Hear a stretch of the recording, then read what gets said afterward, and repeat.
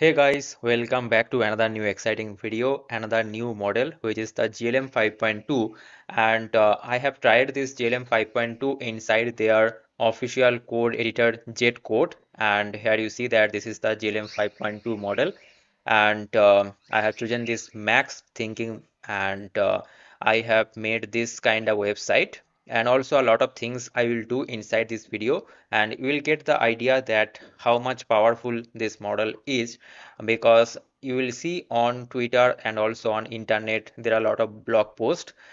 You will get some positive feedback about this GLM 5.2, and also let me show you the key features that it has. But before that, remember one thing, inside this video also I will tell you how you can access this GLM 5.2. Okay, and here you see key feature, 1 million token context window. It can process up to 1 million token in a single conversation, useful for analyzing the large code base, documentation, and long agent workflows. And also a major increase from the GLM 5.1 200k context window. So for previous model GLM 5.1 there was a 200k token context window, but now for 5.2 it is the 1 million token context window. And guys, inside this video also I will compare the output from the Kimi K 2.7 code model output and also this GLM 5.2 output. 2 days ago I made this video on this Kimi K 2.7 code, and one thing is sure from my side that the testing that I have done with this GLM 5.2, it is highly recommendable that GLM 5.2 is better than Kimi K 2.7 code. Yes. Now here you see this is the next feature, which is the coding focused. It is designed for repository scale coding, refactoring, debugging, autonomous software engineering, and compatible with the coding agents like Cloud Code, Client, Rucode, OpenCode, KiloCode. And two reasoning modes. One is the high, another one is the max. High one is the faster and cheaper. So inside this GLM 5.2, this Jetcode official code editor, you will see this max and no thinking. Just follow my cursor. This is the reasoning effort, max and no thinking, whenever you will select this GLM 5.2. Okay, now this max is more compute intensive for difficult coding tasks, and this is completely a open weight. So they will announce this GLM 5.2 open weight soon. They have not released it yet, but soon they will release it.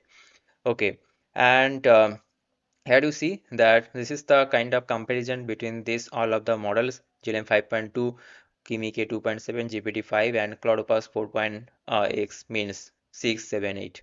So basically for the agentic workflows, Kimi K 2.7 and also GLM 5.2 or GPT-5, CloudOpus 4.6, 7 or 8, all of the models are great and excellent. But only the difference you will find when you will test it with the long running agent task. So if you go to this DeepSWE, this is for the long horizon engineering task. They have tried this, and then only you will see the main variation. Okay, so you see Kimi K 2.6 model is here, Minimax M3 is here, and GPT 5.5 is here, Opus 4.8 is here, and there is a lot of difference between this pass percentage. Why? Because the capability. Okay, nowadays all of the model you will see when they are releasing, okay, they always mentioning that this model have the long running task capability. Why? Because this is actually necessary. Okay, and previously this GLM 5.1 is here, was here, 18% pass mark, so we can expect that it will be around here. Okay, so let me use the marker, it will be around here. Why marker is not appearing, man? Okay, marker is not appearing. Okay, so it will be around here. It will be similar to Cloud Opus 4.6, because this model GLM 5.2 is better than the Kimi K 2.7, and also you see these are the posts. If you read, then you will understand. The current GLM 5.2 gives me the vibe of Opus 4.5 and 4.6, including the writing style and capabilities. And also, this is another post. I did not expect that GLM 5.2 would actually suppress the Opus 4.6 and its Opus 4.6 own evaluation at that. Okay, so this kind of post you will see that people are actually happy on GLM 5.2, and also they have given the feedback that it is better than the Kimi K 2.7. So we can easily expect that it will be better than the Opus 4.6, and it will be around here. So 30% parse marks category. And if it is true, then it will be amazing. Okay. Now let's see the output difference. So here you see this is the prompt that I try for every other projects, and here for GLM 5.2 also I have tried the same prompt and got this kind of amazing output. Now you see this portion. First it was 0%, 33% and 100%. Again I am showing you. So see 0%, 30% and 67% and 100%. So whenever you are clicking on these boxes, you see this percentage is also growing.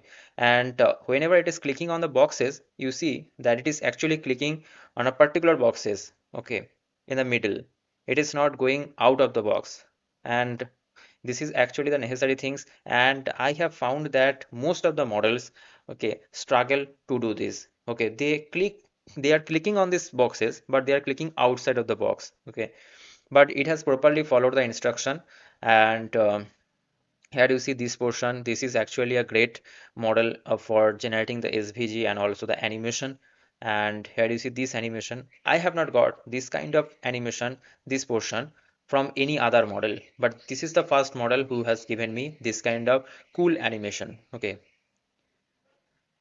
Okay, so now let me show you that how you can access this model inside their official code editor Jetcode. For that, you need to visit this website, their official jetcode.j.ai, and there you will find this for Windows, Linux, and Mac. According to your operating system, you can download it. I will give this link inside our Twitter page or this WhatsApp channel link, so you can join there and you can access it. Okay, and also after installation it is the complete simple process. Next, and just entering this information. After that you need to find this model setting page, and here you will find this information that GLM 5.2, and per day you will get this kind of free usages. Okay, and you can access it, and this is a huge access that they are giving for daily, but I don't know that until which date you will get this free access, but you can try this. Okay, so currently here you see that 100% balance is there for me. And what I will do that I will try it with our with my existing code base. Okay, my existing code base is there. This is one of the existing code base, a full stack project. And what kind of question that I can ask. So here you see some of the test prompts, like for the large code base analysis, analyze the entire repository and identify the architectural problem, and also multi-file refactoring, game development, agentic planning. Okay, and also long context recall. You can actually use this in all of these use cases. So let me try the first one, analyze the entire repository and identify the architectural problems. So let me paste this prompt here, analyze this entire repository and identify the architectural problem. Okay, let me send this. So it is thinking. Let's see what kind of output it is giving. Thought for a few seconds and it has started working on this. It is running some of the commands and thinking. So here you see it is exploring all of the files. Guys, I am trying to keep this video as transparent as possible so that you can get the idea. And please make sure you like this video and subscribe this channel to get all of the latest update in AI. I think you are getting some knowledge from this video. If so, please like this video. And here you see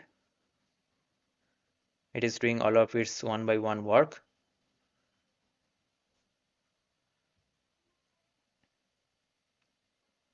And this model is also pretty fast. I have chosen this max thinking, but the model is also pretty fast.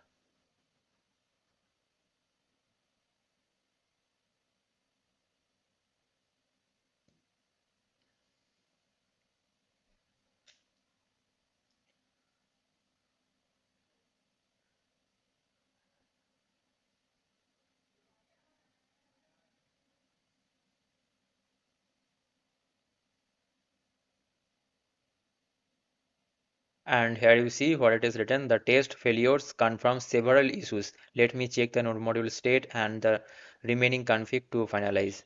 Okay, so here I am running a kind of long running task, right? And here if I hover on this, here you see it is showing my today's balance, the usages. It is reducing. Okay, number of tokens here you see 24.9k, and only 2.5% token got used. Okay, now here you see architecture analysis. It is giving me one by one.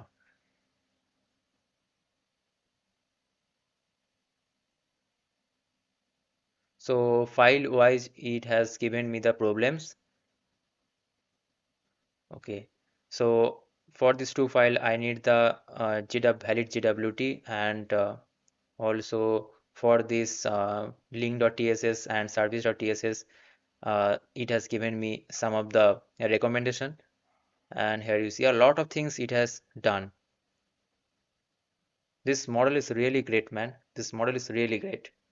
So here you see for all of the files, all of the methods that I have written, it actually giving all of this recommendation that what I need to do and why this is required, what is the actual issue, all is these things. So this is summary, root cause and symptoms it is giving.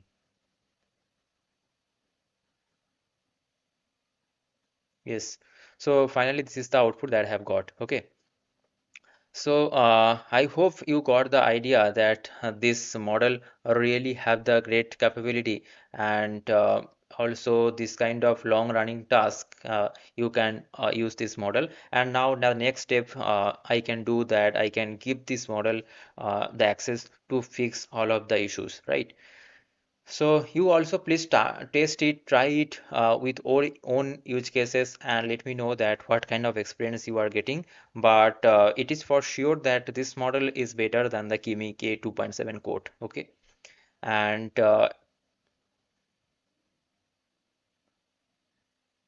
so yes, if you have found this video helpful, guys, don't forget to subscribe this channel. Don't forget to like this video also. See you guys in the next video. Thanks for watching. Bye bye. Take care.